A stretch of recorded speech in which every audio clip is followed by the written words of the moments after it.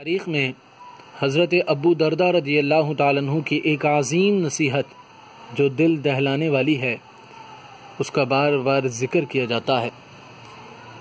ابن ابی حاتم میں ہے کہ جب مسلمانوں نے غوطہ میں محلات اور باغات کی تعمیر اعلیٰ پیمانے پر شروع کر دی تو حضرت ابو دردہ رضی اللہ تعالیٰ عنہ نے مسجد میں کھڑے ہو کر فرمایا، اے دمشق والو سنو۔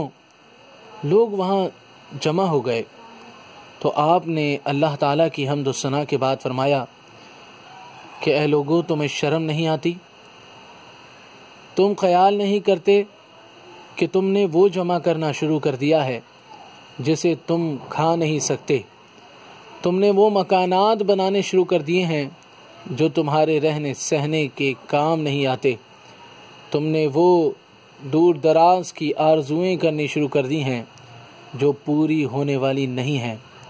کیا تم بھول گئے تم سے اگلے لوگوں نے بھی دولتیں جمع کی تھیں، سنبھال کر دولتوں کو رکھا تھا، بڑے اونچے پختہ اور مضبوط محلات تعمیر کیے تھے، بڑی بڑی آرزوئیں باندھی تھیں، لیکن نتیجہ یہ ہوا کہ وہ دھوکے میں رہ گئے، ان کی پونجی برباد ہو گئی، ان کے مکانات اور بستیاں اجڑ گئیں۔